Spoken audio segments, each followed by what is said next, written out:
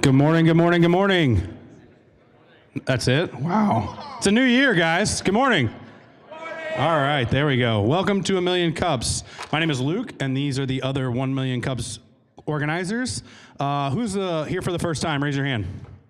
New year, new you, right? There you go. Way to go.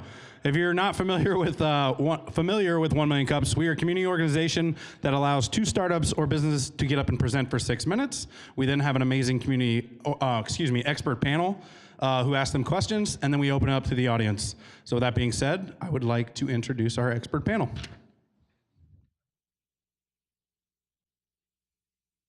Hello. Good morning, everybody. My name is Davin Gordon. I'm the Business Development Coordinator at AltCap. We are a community development financial institution here in Kansas City, providing tax credits and small business loans for our entrepreneurs and small businesses here in KCMO. Thank you. And I'm Jill Meyer, and I'm with the UMKC Small Business Technology Development Center as part of the Innovation Center. I'm also the Program Director of Scale Up for businesses past startup and into the growing phase, and happy to be here. All right. With that being said, let's get started. Give a round of applause for Dave with Berkley. All right, can everybody hear me? Is this thing working here? Get set up here.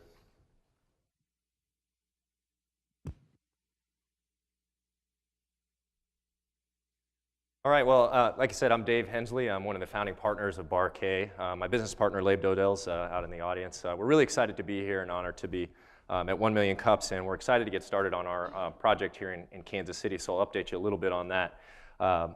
But first of all, I want to take you back 7 years. We had kind of a coincidental event that started this whole thing off.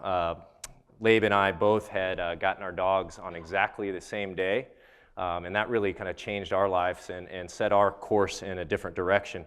And now we did this without ever having had mentioned that we were going to do dogs, so I think Carl Jung would call it maybe a little bit of synchronicity. Now we had very different careers back then. Labe was a lawyer and an executive in the insurance industry. I was in medical sales and getting ready to launch my own business in the startup world. So that one decision really kind of changed our course, and a couple of years ago we decided to go all in on Berkley to make this a reality, so we've been working hard on that ever since. Now, once you get a dog, as many of you are probably aware, you want to take your dog with you everywhere, and you want to bring them, invite them, and introduce them to places that you like to go, bars, coffee shops, restaurants, those type of things. And what you soon begin to find is that your dogs aren't always welcome. And the places that are dog-friendly and welcome dogs, typically your dog has to stay on leash by the table, so not a great experience for the dogs. Likewise, we've got some fantastic dog parks here in Kansas City. And dog parks are on the rise. In fact, out of all the parks in the country, they're the fastest growing park is dog parks, growing about 6% last year and 20% over the last 5 years. So once you go to the dog parks, there's not a lot for the humans to do there. So what we thought is, if we can solve this problem for us, maybe we can solve this problem for a lot of people. So out of curiosity, how many of you here have dogs? All right, and a second follow-up question, how many of your dogs are with you today? All right, so we'll get into that a little bit. So here's my dog. This is Bishop. He is a 6-year-old golden doodle, and we are a pet nation, and we are a dog state, so we're in a really good spot here. 60% of the U.S. population own pets. Missouri ranks number 3 with regards to percentage of households that own pets, with each dog household having about 1.6 dogs. So we're in a really good spot here. Now, one thing about dog people is that we love our pets. I bought a hoodie for my dog, for this dog. I bought a dog hoodie. So we spend a lot of money on our pets, and that's evidenced if you actually look at the trends. 1994, $17 billion industry. Look at that growth. It's on track to be a $67 billion industry. Now, by comparison standards, the U.S. coffee industry is half of that, $32 billion. If you look at where we're probably on par with, it's all of U.S. professional sports. So this is a huge industry. When you dig down in the industry, what you find is that there is a big vacuum there, and this is a vacuum that we intend to fill with Berkley. Most of the spending is on vet care, it's on pet food, but really there's not a lot going into pet recreation. And we see this as a tremendous opportunity moving forward. So Berkley is going to be a state-of-the-art, maintained and staffed dog park. It's going to be a bar, restaurant, coffee house, and ultimately it's going to be a community meeting space for people and pets here in Kansas City. We're building the facility out of repurposed shipping containers in a very modern industrial look. This is going to complement the Riverfront, which is where we're going to be building. The park is going to be a 2-acre dog park. It's located under the Heart of America Bridge, using something called found space, which we're really excited about. It's space that would otherwise not be used for other purposes. You can't develop there, but it's perfect for our purposes. In fact, it creates about a football field of cover over our large dog park. We've been there in torrential downpours, and you actually stay dry under that bridge. It'll be staffed and secured. We have, again, great dog parks here, but when you go to them, they're not staffed. Some of them aren't as secure as others. We really want to be innovative in the dog recreation space. If you go and see most of the dog recreation equipment that's out there, it's all the same stuff, and we want to be innovative, try to think of new fun things for your dog to do. Of course, weather is a question that always comes up. We'll have all-weather seating areas, and then separate small and large dog play areas. Now, we were really excited to partner with the Port Authority. We sat down with them, and they shared their vision for Berkley Riverfront Park and for basically re-pioneering the riverfront here in Kansas City. So this shows you where Berkley is going to be located. We are at the forefront of the development down here. We'll be the first bar or restaurant on the riverfront here in Kansas City. And then following our development, they're going to have about 700 luxury apartments that should be going in there. They just broke ground on 400 units at the end of the year. And they started a streetcar expansion feasibility study to look at bringing the streetcar down in there. If you look at the circle there on the right, that's where Berkley's front door will be, so not a bad location. And then finally, working with KC Crew, those guys have put in some beautiful sand volleyball courts and a facility down there. It's almost like a beach party in the summertime, so really neat. So just to update you, current stage of development, we have gotten approval from the City Planning Commission for this project. We'll be submitting our plans for the building permit this month. That will put us on track to launch our permanent facility in summer of 2017. Of course, we've gotten our liquor license. It's just pending occupancy. In the meantime, some of the things that we're doing, our goals really are to build our brand, to grow membership. Of course, we're in the middle of a capital raise, which is going to be a mix of debt and equity. We're working on kind of the ratios on what we're going to do with that. Finally, we've done a number of pop-up parties. Has anybody gone to one of our pop-up parties? All right. Of course, Labe, you've gone to one. But yeah, so we held our first pop-up party in the summer. It was 95 degrees outside. Labe and I did all the coordinating on this, and we ended up having over 700 people, 300 dogs. For us, it was really proof of concept that people want this, that they're looking forward to this. So we've held a number of parties since then, and I'm really excited to announce, in fact, we had a press release go out, Port Authority passed that along yesterday, to announce what we're calling the Berkley Lab. Now, I told you we're planning to build in summer of 2017, but until then, we are launching we're renting out a 16,000 square foot warehouse in the West Bottoms, which will be an indoor dog park. It'll be an event space. We plan to have a lot of different themed parties and events down there. We're going to be partnering with a number of different Kansas City shelters and different companies. So we're really excited to be down there. If you happen to not have plans this weekend, we are doing an open house from 12 to 6 this Saturday and Sunday, and would love to see you out there. So with that, that's Berkley, so I'd look forward to your questions. All right, let's open it up to the expert panel. I guess for me, the first question is, since I'm not a dog owner, I told my mom, actually, she's like, I want some grandkids. I was like, the first thing you're going to get is a 4-legged grandchild, so just throwing that out there. But for someone like me who doesn't have a dog, am I still invited? How's that going to work for someone who doesn't have an actual dog yet? Yeah, that's a great question. First of all, I'll tell you that my mom always talks about her granddog, so if you get a dog, that's coming. She'd prefer grandkids, but it's another story. So the bar restaurant will be open to anyone. So anyone can come in there. And there's really three distinct spaces to Barkay. There's the indoor bar, restaurant, coffee house.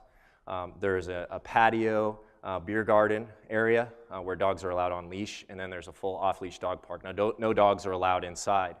We know there's a thriving community down there. And we want to provide a space that they can go and have drinks, whether they have a dog or not. And also hang out with their friends that do have dogs that want to come down there. So for the dogs, the park will be membership-based, and that allows us to make sure that dogs are healthy and vaccinated. When you go to dog parks around the city, you really never know, if the other dogs are healthy. Are you putting your dog at risk? Now, I love the dog parks and go there all the time, but it is a risk that you kind of take on.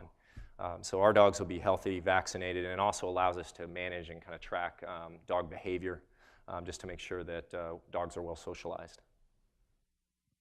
Great presentation, and I am a dog owner of a black golden doodle like yours, by the way. Oh, really? All right. Air 5. Yeah, exactly. Couple of quick questions, actually. One has to do with the location. So, terrific job with Port Authority. Love the location. Love that you have that space. Little concerned that you have enough residents around there that have dogs, and so kind of walk me through what your thoughts are on the dog owners that are out at dog parks that live outside of that region, the likelihood of them coming in to have that experience. Yeah, that's another great question. We look at two different things. If you look at bars and restaurants, really they kind of need to be community based, in neighborhood based, I should say. People are going to want to go down there, they're going to want to walk down there. With dog parks, people will travel a long ways. I mean, Shawnee Mission Park is packed every weekend, and it's a 45-minute drive for people on this side of town to go there. So, we see dog parks as a destination. This is also closely located to River Market, which if you go to River Market, if you haven't been down there lately, I guarantee you will see people walking their dogs around. A lot of dogs in that area. There's actually a high density of urban people who have dogs downtown River Market, so it's not far for them to go to get down there. And like I had mentioned, here in a matter of 18 months, we'll have 400 units. They estimate 60% pet ownership in those, with another 300 units to follow within the next, it'll probably be in 2 years. So we should have pretty good density down there, coming, but we still think of it as a destination. And then my second question had to do with your revenue model. So is the membership your revenue model, the dog owner, or walk me through how you're going to make money on people coming into the restaurant, bar, dog park? Yeah, so membership's actually a small part. That allows us to maintain the dog park, to reinvest in the dog park, whereas you go to dog parks, you tend to see them kind of decrease in quality over the years. It's because they're not being reinvested in a lot of cases. So that's where the membership money goes. But it's actually a fairly small percentage of our revenue. Really where we're going to get our revenue is from food and drink. That's what we want. So we really want to draw people in. We're pricing our membership at $180 a year. It's about $15 a month. And that allows us to create enough value with the membership to where it's worth something, to where people feel part of Barkay and ownership in Barkay. But also to where it's not out of reach for everyone. Most people can afford $15 a month.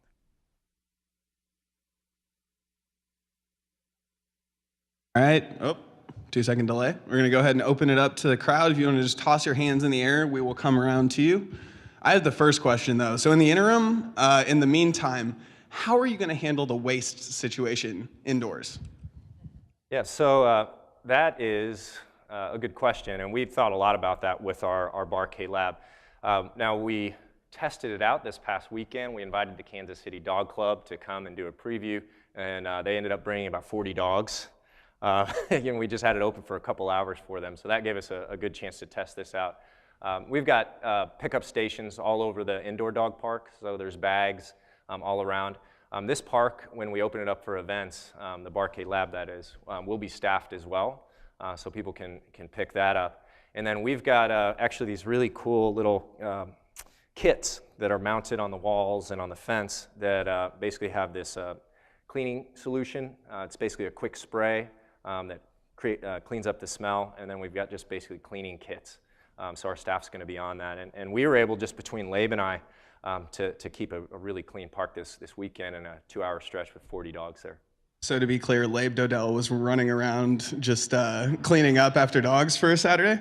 Yes, he was. Oh, Yes, he God, I was. missed out on that. All right. So anybody questions? The joys of being in. By the way, that's called poop scrapping. So instead of bootstrapping. Good. I think you need to toss that on your LinkedIn, Labe. That's all the awesomeness they talk about when you want to become an entrepreneur, right? That's Questions? anybody? Luke, you got one? No dog owners with question? Mike Meyer steps up. Got one? There we go. Is that located in a floodplain?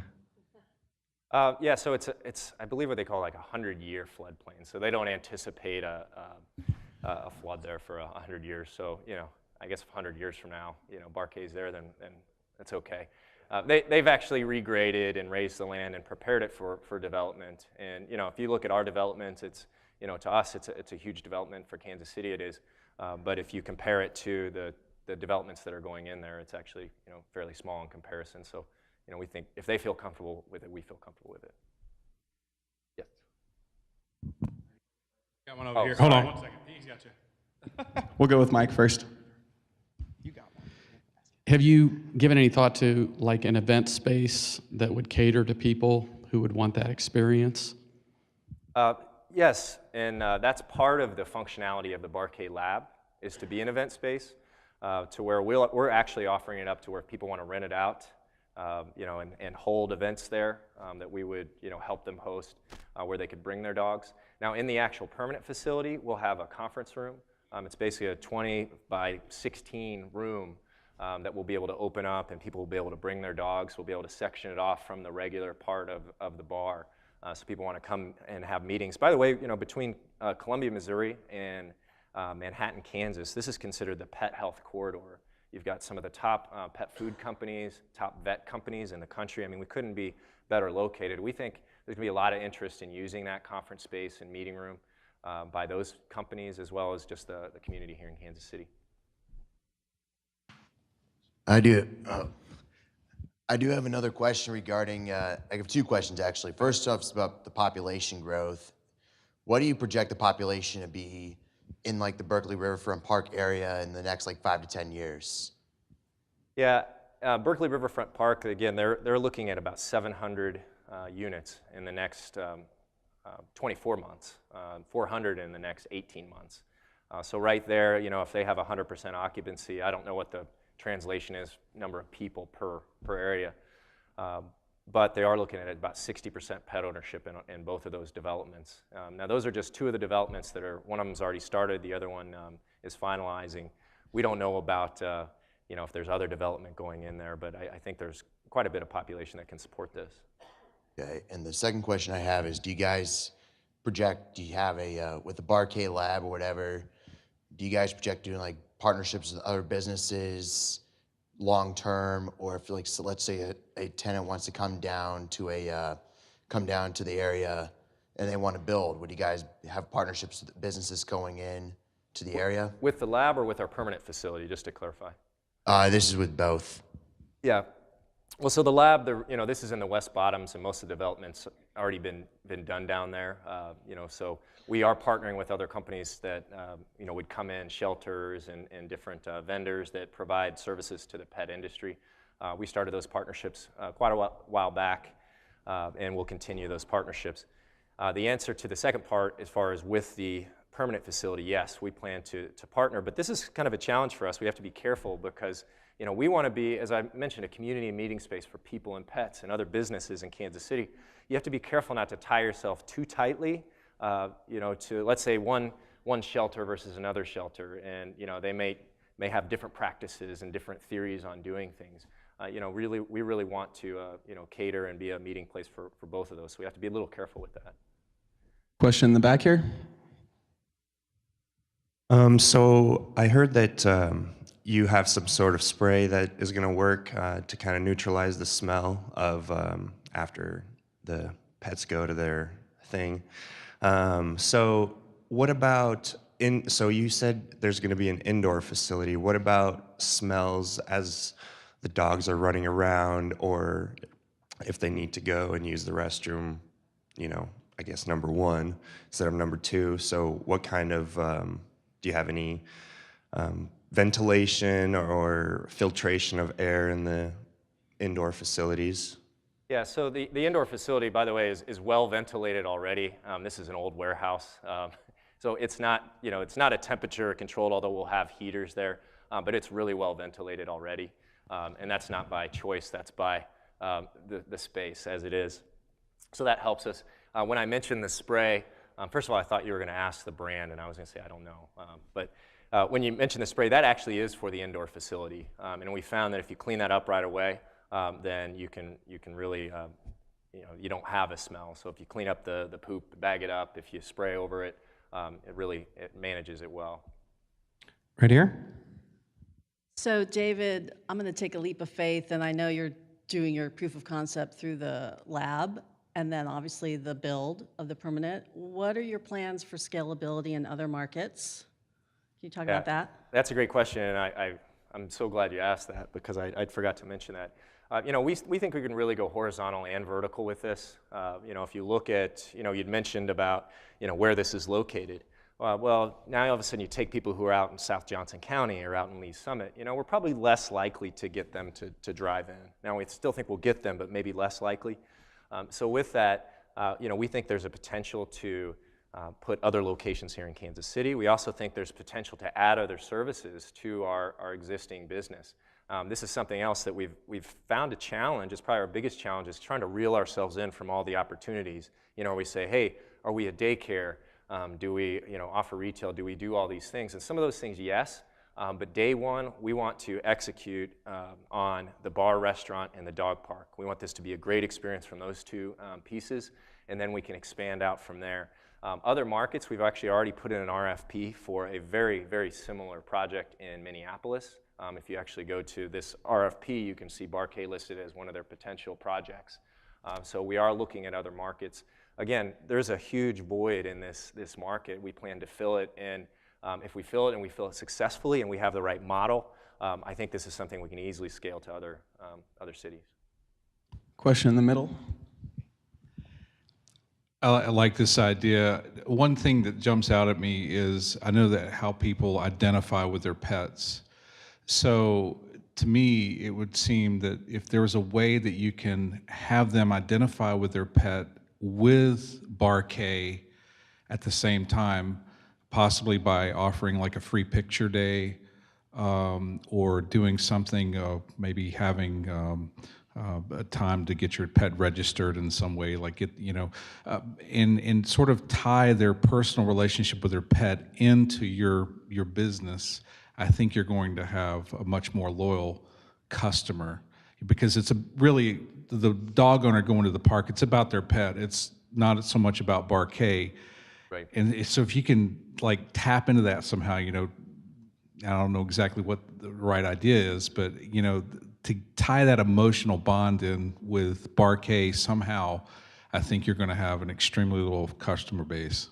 Right. I think you're just trying to get free stuff already, but no, it's a great point, and we plan to do different breed nights. We really want, since the dogs are members, we want to treat them like they're members, and we think there should be benefits of membership with that. One of the ideas that we're looking at is actually having a once a month, basically having a locker there. Now the locker's for the dog, and we would fill that locker with kind of fun treats and free giveaways, and maybe one of those lockers would have a free bar tab or something for the month. So excitement, but things to bring people back, because remember our model is getting people in the doors to spend money on food and drink.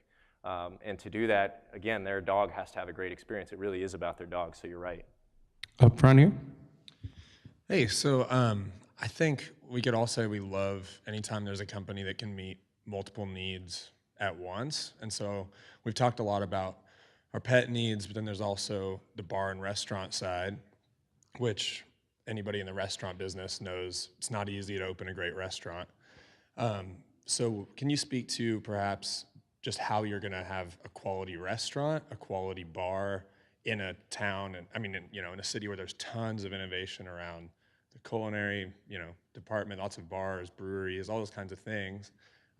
Just speaking to how you're going to be quality all around, and that one side of the company is not going to suffer because of, we're focusing on the dogs, so we have mediocre food. Yeah, I think first to answer your question is, is that we're focusing on two areas, like I mentioned, and it's the dog park and the restaurant, and we're keeping our focus there because you're right. We go too many different directions, and we're not going to execute on those. Those are very important to us. Now, with that said, we're not going to be, the Rieger, So what we're going to do is kind of a comfy, healthy, casual. So we want this to be, people to know that this is it's healthy food. We want them to know that it's good food. What we're doing right now is we're actually consulting with, I mentioned the Rieger, we're consulting with Ryan on cocktails. So we'll have specialty cocktails designed by Ryan. We've just found if we surround ourselves with people who know the business, we've got a lot of friends who own some of the top restaurants here in Kansas City, and we're consulting with them to say, how do we make this make our menu great to where people come in, and what I want them to say is, and the food is really good. They're not going to come there and say, I'm going there for the food, but I want them to say, and the food was really good. Question in the back here. Hello, great concept. I love the idea. How do you handle irate dogs? Of course, we wouldn't want to have a dog bar fight. Right. Yep. Understand. So two parts on that. You'd be surprised actually if you go to dog parks, and again, they're not staffed.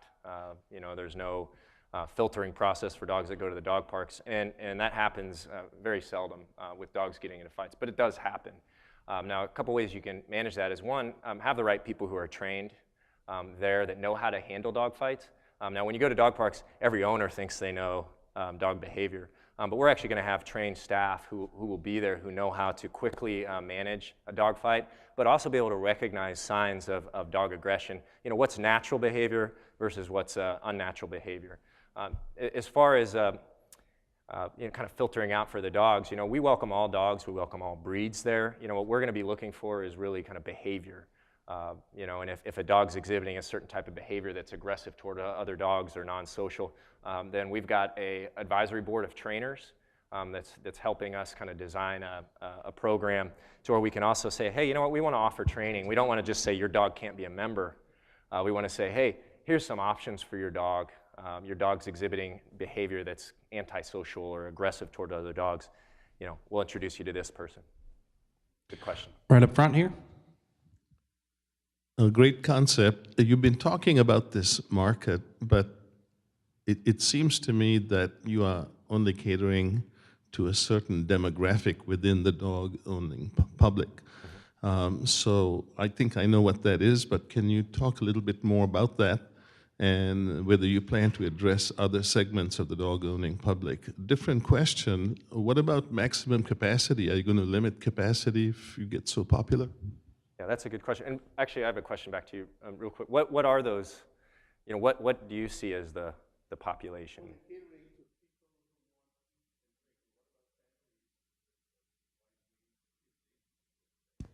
Yeah, that's one that honestly we're still working out, is trying to figure out, with kids. We want families to be welcome there. 60% of the population says that the dog-owning population, 60% of them say that the dog is part of their family. A lot of those people have kids. So we want to welcome them to come, but we've also got to worry, we've also got to consider safety. In some of the dog parks, they say you can't come in if they're younger than this age or smaller than this. So we're still working on that and figuring that out. We want to cater to as many dog owners as possible, but we also realize we're not going to be everything to everybody. And then, I'm sorry, what was the second question? Oh, capacity. Yeah, so that's a part we think is going to be something that we'll be faced with actually soon after we launch, because the dog park, for it to, first of all, we've got 2 acres, which is a large area. We've gone out and seen similar concepts. There's only a few of them in the country, and they're either a dog park with a small hot dog stand, or they're a bar with a tiny dog play area. And we wanted this to really be a full dog park. So we've got a lot of space there, but we are going to basically track dogs that come in. All the dogs are members, and we've got actually a pretty sophisticated membership system to where we're going to know who comes in our park, who's in our park at all times, the dogs that is. And there will be capacity because we want all the dogs that are there to have a great experience. Now that capacity is probably going to be 200 some dogs, so that's a lot of people. At our event this summer, we had over 300 dogs there. We set up a dog park that was actually smaller, about half the size of the permanent dog park. Thank you for sharing. Our final question, what can we as a community do to help you? That's a great question. So I would say, come down and support us, at the lab. This is going to be a great facility. Come check it out. Again, it'll be an open house this weekend from 12 to 6. And then we'll be opening this summer. And so spread the word. This is going to be a fantastic spot. And I think it'll really put Kansas City on the map, not only through our design, but also just the model. It's unique to the country and to the world. We haven't seen anything like this. And we're excited to be bringing this here in Kansas City. So thanks so much. Really appreciate it. Awesome. Thank you. I know I saw a few hands out there. There's probably still some questions and some feedback. Don't worry, you can provide that by logging into the 1 Million Cups app. So go to your app store, find the 1 Million Cups app, check in, and that will allow you to provide feedback and ask questions to both of our companies presenting today. Also, be sure to grab this handy dandy announcement sheet in the back. Lots of updates of other things going on around the community. Thank you all for joining us to get 2017 started right. How's my vamping? We'll figure it out. I can read some announcements. Be sure to check out Social Media Club this Friday at 8 a.m. over at the Grand Street Cafe. I believe they'll be talking about taking good pictures with your cell phone. And also there's an announcement at the bottom here. Junior Achievement of Greater Kansas City is looking for some entrepreneurs who've been in business for a while to present to local high school students. So if you're interested in sharing your story with high school students, with the next generation of entrepreneurs, definitely check out that opportunity. All right, here we go. Let's have a warm and long, slow clap welcome for Steve with Simple Science Juices. Here you go.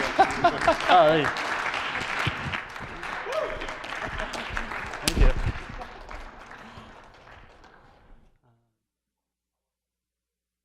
Right. Is this? Yep, it's working. The simple clap was good for our simple concepts. That actually worked out quite nicely. My name's Steve Spangler, Ken Martin. We make up the founders of Simple Science Juices. We were just deliberating on what slides to go through first. We have a slide about history. We have a slide about the mission, and we just decided that in order to properly tell the history of the company, we actually need to tell the mission first because that's where the company began. So backtrack to 2012, I had a contract with Sporting Kansas City. At that time, I was on 9 different medications, sleeping 14 hours a day, constantly sick. My first year in Kansas City, I actually had 6 sinus infections and was just on year-round antibiotics. I went to Sporting. Obviously wants you to play at your best, so they send you to different doctors, immunologists, anyone to try to get you to play your best. So at that time, I just kept on getting more pills, every doctor that I went to. In the off season, finally listened to my mom, got food allergy testing done. Turns out I was allergic to gluten, dairy, yeast, soy, all the major players, which I see a lot of you smiling like, yes, probably a lot of you are finding out very similar things. Turns out once I changed those things, everything went away. The medication went away, the brain fog went away, the lack of energy went away, everything. And then while I was on that path, I started juicing. So mainly I started juicing with my mom at the time. We bought a juicer together and kind of started on this, this juice journey organically, if you will, which was absolutely fantastic. So that was kind of the mission for starting it. The further I got and the medication that went away, I started to tell people about my journey, started to tell people about seeing food as medicine, and more and more people started to relate, as I'm sure many of you do. And more importantly, when people started to change their behaviors and change their habits, they actually started to feel so much better, which prompted the question, where do I go next? What places would you recommend? Where can I go to find these foods that you're talking about? And I kept on getting hung up, especially in a place like the Midwest. Health and wellness is all on the East and West Coast, but it just hadn't arrived here yet. So it prompted opening up a juice bar, because that was kind of the next logical step.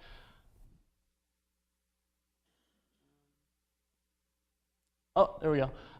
So a little bit about the business. When the business began, we didn't have any startup capital. We didn't have any funding. I don't have a degree from a big business school or anything like that. It started with just a couple buddies getting together and wanting to spread our message, wanting to spread our mission throughout the community, this mission to inspire others to kind of change their behaviors and change their habits. So this was our first store. We actually started online, moved into the farmers markets. That was a huge deal. And then once we got into our location, we didn't build out anything. It was literally just a blank floor. We had one cooler that we got in auction, and then people started to come and take from that cooler.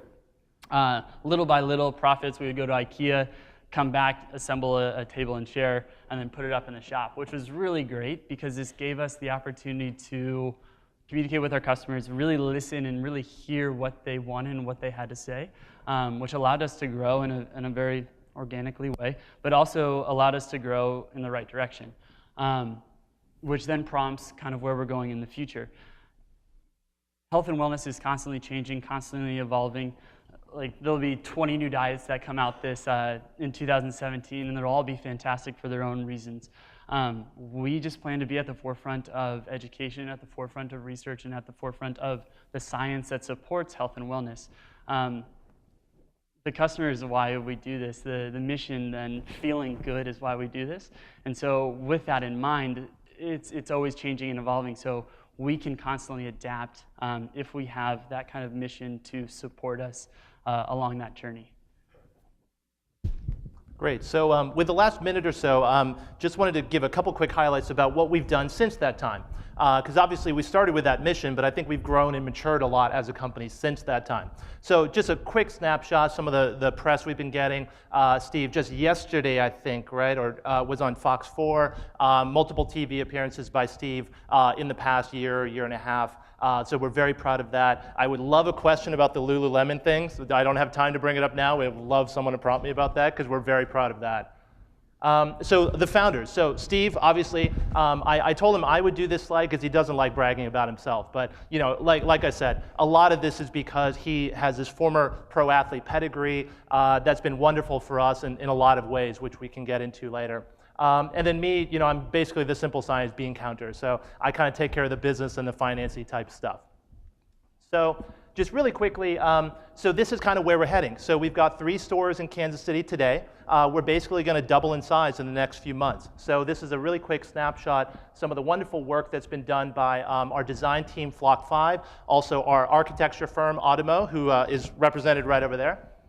So really great work done by them. So we will basically double to about 6 locations in the next few months. Again, happy to speak about that more in a moment. So last thing before we go into the Q&A, I'll just kind of leave you with this.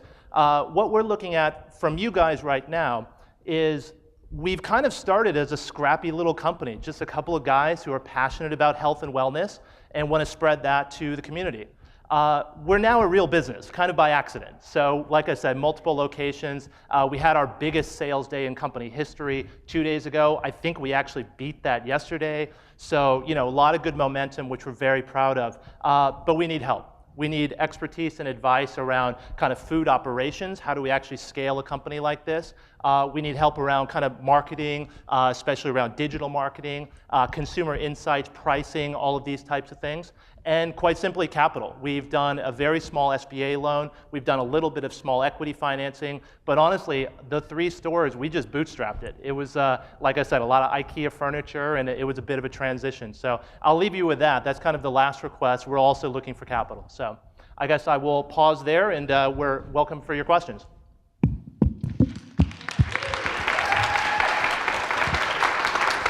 All right. Let's hear from the expert panel. Presentation, thank you. A couple of quick questions. You mentioned that you want to be on the cutting edge from a research standpoint, from what's going in the juices, that sort of thing. Tell me a little bit more about that. Have you partnered with somebody who is an expert in the research development side? A great question, and that definitely makes us unique in this whole industry, because I'm sure you see there's other places that are popping open with a similar type concept. Right now we have integration in integrative dietitian Thursday, where we have an in-house integrative dietitian that comes in and chats with any of the customers that wants to come in. And beyond that, stepping into any of the Simple Science juices, you'll constantly be bombarded with education, with science, with research. Like there's packets, there's worksheets that are constantly being circulated throughout the Simple Science community to lift up that sense of education. Again, we don't see, when people come in the store, they ask kind of like, oh, what would you recommend? And our first question is, well, what are you looking to get out of it? And that takes us one step further because of that kind of that education that's out there. And so to really address your point, yes, we have an integrative dietitian that helps and consults us, but also it's just a lot of self-taught information. There's so much research out there. There's so many books out there that kind of elaborate on the nutritional aspects, the science behind food, and we just utilize that content right now. Thank you. And so dovetailing into that, my second question then is, who is the demographic that comes in? Do they know that they're coming in to get a healthy, a wellness type of juice, or are they coming in thinking, you know, I'm getting a treat as a juice? Let me take a stab at that. So what we've seen, and I think what makes this a little bit different is, so I spend most of my time in New York City. This is also true of California. This concept is not new. I mean, all of you have heard about this. The first kind of big person to do this was Organic Avenue over 10 years ago. But what we saw was an evolution where at first people just kind of like this idea of juicing, kind of like this idea of healthiness or whatever. But for the consultants in the room, imagine kind of a 2x2 matrix. So you've got kind of centrifugal versus cold press. Then you've got non-organic versus organic. And I think the consultants know where I'm going with this. We want to be kind of top right quadrant. So we're catering to people who really care about the best product possible. Not everyone does. So there are other players out there who will do non-organic. You know, there are plenty of other people out there doing great stuff. But we're absolutely committed from day one to have the absolute best premium nutritional product we can. And those are the people we're catering to. To be fair, we probably have a little bit of both markets coming into us, but we're focused on that super premium market. Thank you. And to take that one step further, it's really fun walking into Simple Science because I believe it's one of the only places where someone can come in with dreads, your kind of stereotypical hippie, and then right after that person leaves, you have your Johnson County housewife that also comes in that's looking for something that's a little bit more trendy. And then you have your 65-year-old that's coming in that's trying to combat symptoms of rheumatoid arthritis. So with one concept, we've hit trendy, we've hit a sense of community, but we've also hit the science focus because people my age, people at 22 are starting to be on 9 different medications, but also there's a lot of elderly folks that are on a plethora of different medications as well. So it's kind of a multitude of different communities that we're hitting. Thank you. Great presentation. I'm a huge fan of your juice. Great, thank you. I was just curious, how did you guys come up with your price points? I know you mentioned you needed help with that, but someone like myself, you know, I can't afford to buy multiple juices a week. So how did you guys come up with those price points? Yeah, let me take a stab at that. So like I mentioned, this is a concept that is really well proven out in other markets. So like I said, there's a wonderful company called Juice Press in New York City that we kind of look to for inspiration. There's other wonderful places too that we would put ourselves in the same peer group. Basically, to give you an example, the equivalent 16-ounce bottle, which is our kind of standard product, that same kind of bottle in New York City will cost $11, $12. We set basically the $8.50 price point, kind of looking at what is our input cost and kind of what markup do we want on top of that. Now, I'll give you a couple of data points that might be helpful. If you do a non-organic product, so you can kind of think of some of the folks in Kansas City doing that type of product, your COGS are 1/4 the cost of ours. So you can kind of compare, yes, you can do this cheaper. I think other non-organic folks here in Kansas City do it at about a $7 price point, I think. But of course, their COGS are 1/4 the cost of ours. So I think my question around kind of pricing is, we're trying to figure out what can the market bear in Kansas City? Because, you know, this is not Manhattan, right? So there's a different demographic here. So we're trying to figure out what can the market bear, given that we are putting out a product that is leaps and bounds higher quality and more research than other products in this market. We're trying to figure it out is the honest answer. So we landed at $8.50 because it's a pretty substantial discount to what we've seen in other more mature markets, but we're not really sure. I guess my second question. Oh yeah, tell us about Lululemon. Oh, yeah. You want someone to ask? Go ahead. Thank you, because we're really proud of this, actually, and I have to give all the credit for Steve for getting this. So why don't I hand it over to you? Yeah, so Lululemon addressed us, again, mainly because of our mission, because in the beginning, you'd walk into Simple Science, this dingy little building, and you'd have two dudes sitting at a card table with one refurbished cooler right behind us, like, hey, do you guys want some juice?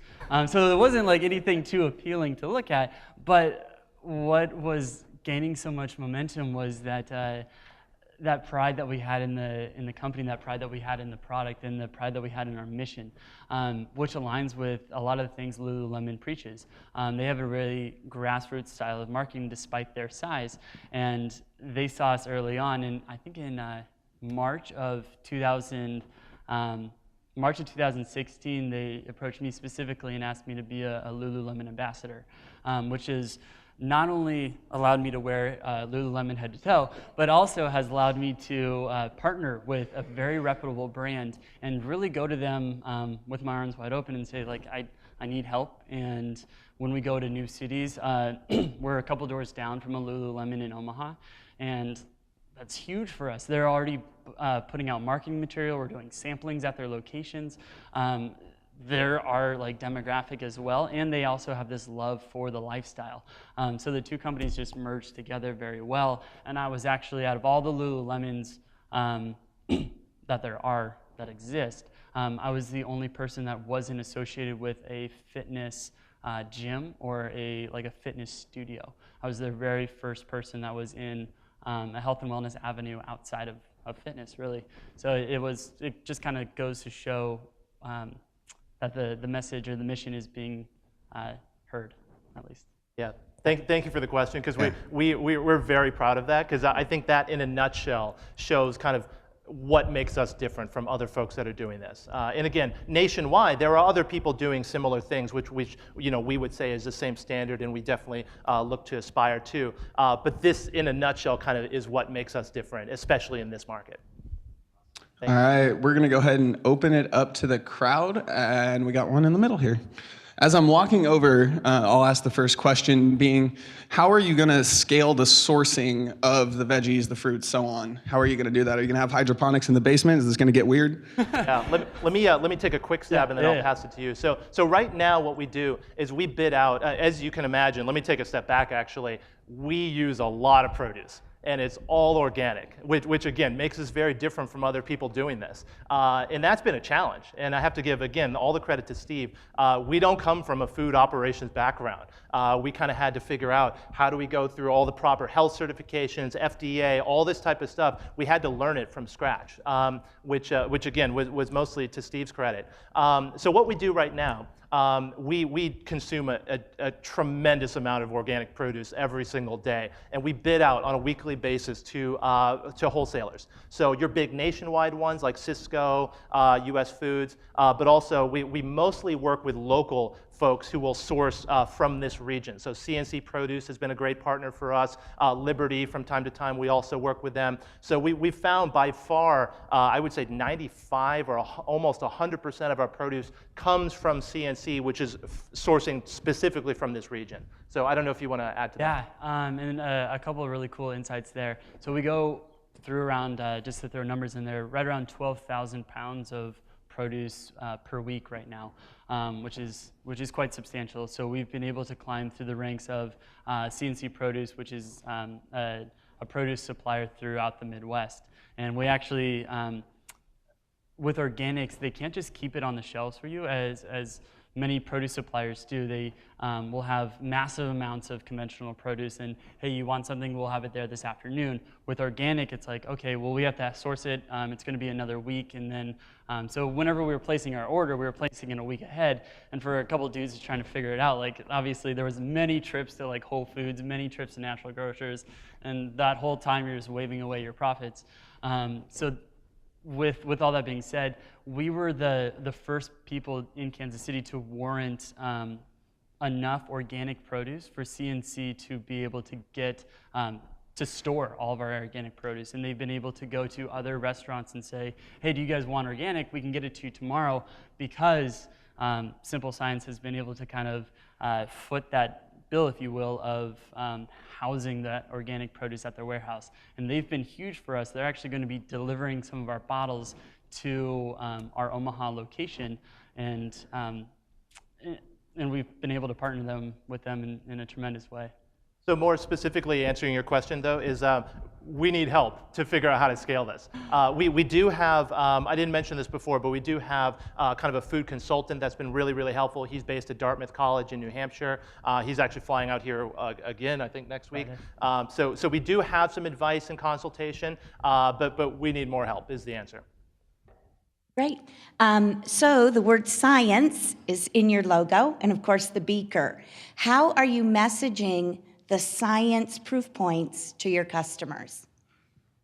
Great question. Okay, and this is something that we've recently embarked on. So this is kind of, again, what kind of sets us off in that price point that you brought up recently. We're fully aware that a lot of people can't come in and spend $8.50, $8.95 for a bottle of juice, nor do we want people to come, oh, okay, so we want that. But nor, like, people just won't be able to do that, it's not sustainable. And we preach the lifestyle. We preach this product that goes beyond our storefront. If you come into Simple Science and you're only getting what's on the shelves, you're adhering to a diet, and diets are meant to fail. You eventually will fall off the bandwagon, whether it's economically or just you don't have time to come in the store. So with all that being said, we pump out a lot of content of how can we get people to do this at home. When I go on channel 41 at the end of the week, I'll be making a juice recipe that people can make at home and kind of spur on this community of like-minded individuals. So a lot of this science content, take a look at our Facebook page, YouTube channel, Instagram. A lot of those social media platforms are free for us to use, and we're taking full advantage of that because now we're just able to constantly push out content, either videos, vlogs on kind of the research, the science, the education behind juicing and dietary changes. And I think that was important too to our founding as well, and it kind of helped us scale initially, is we focused on fostering those partnerships from day one. So it's not something we fell into. So from the very beginning, we started fostering partnerships with dietitians and nutritionists and things like that, doctors and so forth, as a way to show that we're leading with the health and wellness and the science and the education aspect first, trying to change lifestyles, because as Steve said, diets, you fall off of the diet, right? Like if it's just a crash diet or whatever, you lose it, you fall off of it. That's not what we're trying to do. If I can just really quickly go back to the very first slide. So the reason we picked these three is because, so obviously we make juice, right? I think that's pretty clear to everybody. We also have a range of organic food that's prepackaged. That's obviously the core product, but we picked this one too because we do pretty often nutrition seminars. We'll do educational workshops in our stores or in other locations because the science behind the nutrition is so core to us. Also, we'll do other lifestyle events. So this is actually our Crossroads location. We'll host like yoga sessions just in our stores before we open, just because we're trying to be not just a juice company, a whole lifestyle to get people kind of changing their habits around nutrition and food and wellness. So thank you for the question. Just one more on top of that too. We have like a community section in each one of our locations. The community section broadcasts other companies within the area that have a health and wellness message.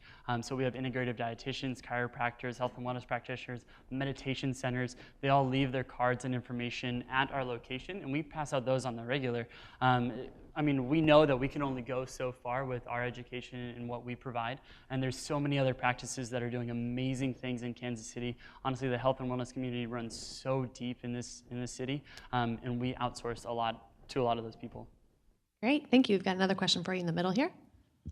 Good morning. Is your model to distribute your juices exclusively through your retail locations, or will you have distribution relationships with other retail establishments that may also be interested in health and wellness, such as, just as an example, a dog park bar that also caters to I've that heard of that. community. Yeah, that rings a bell. So actually, I flipped to this slide because that kind of addresses your question. We basically built the distribution model to kind of follow almost like an MVP lean startup type thing. So we started, and this actually predates me, was online and delivery. That was basically what we did, mainly because of capital constraints. It's not because we thought that was the best distribution model. We just started with that to kind of prove out the concept of, does Kansas City care about a fully organic, very premium juice product? We had to prove that point first, and we did, and that was mainly Steve. We did move into wholesale as a next step. So basically, folks like Price Chopper, some of their kind of South Leawood locations, a couple others that I'm blanking on, but we did move into wholesaling at kind of more high-end grocery establishments as another way to get our product and our brand out there before we had the capital to actually put into storefronts.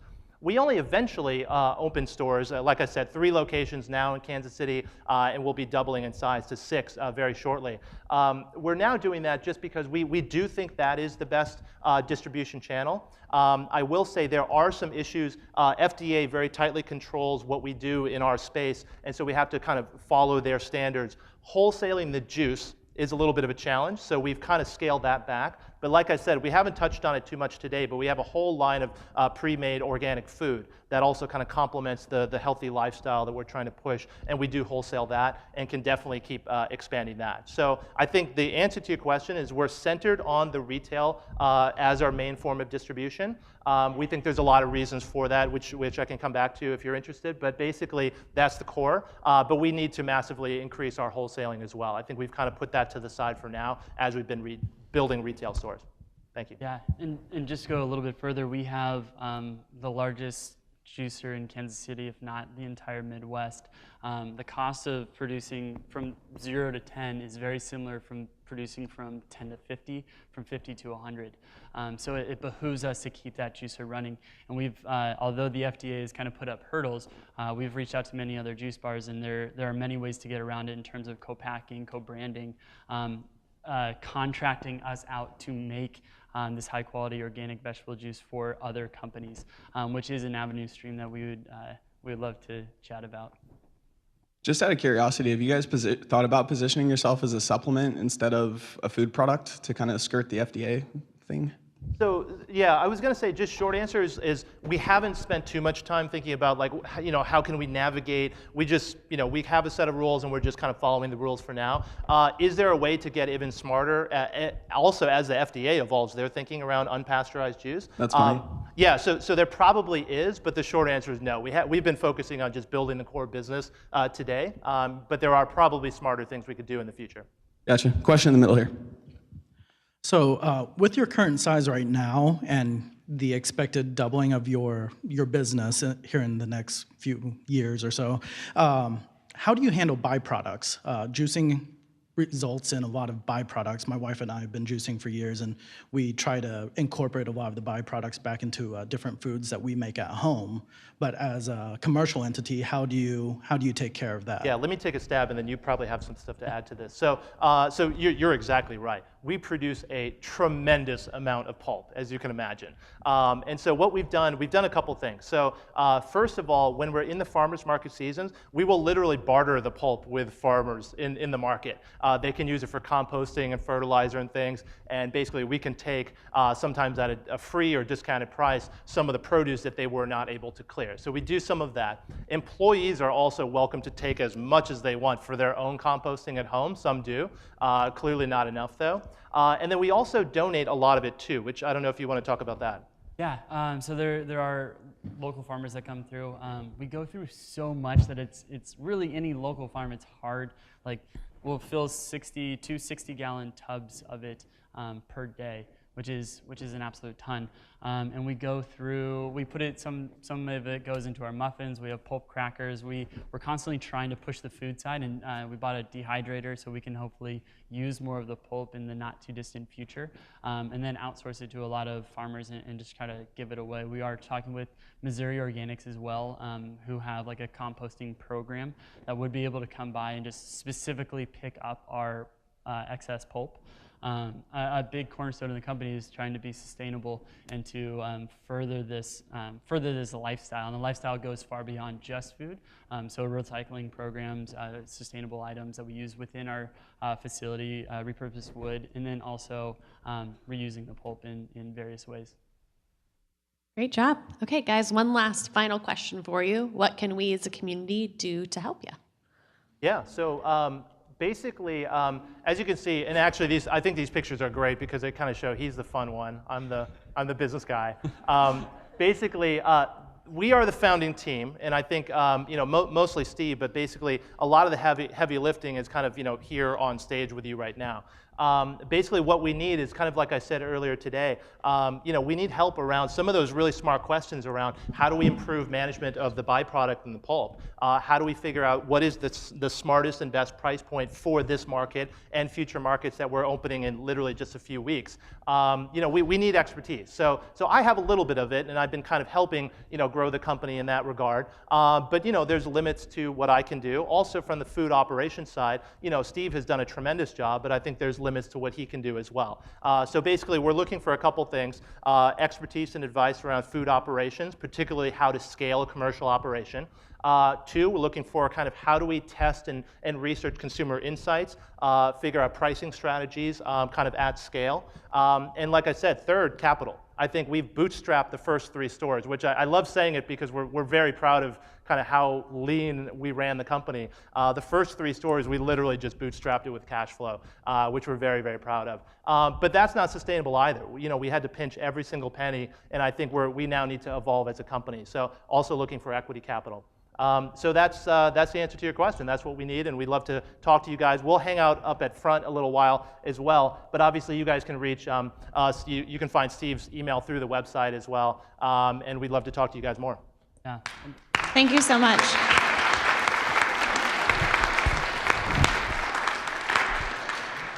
Okay, before you guys go today, unfortunately, I have to announce that it is Anna Welchman's last day at 1 Million Cups. I know. So we want to thank Launch Code for letting us have her for the past year, because many of you don't realize that, it is a volunteer job, and we give 5-ish hours a week, and we have loved her being here, and we are definitely going to miss her. So thank you, Anna. Hi, guys. Thank you. I'll see you next Wednesday as an audience member. And so for the rest of us, we will see you here next week. We have Ace Publishing and Cellaride. Thank you.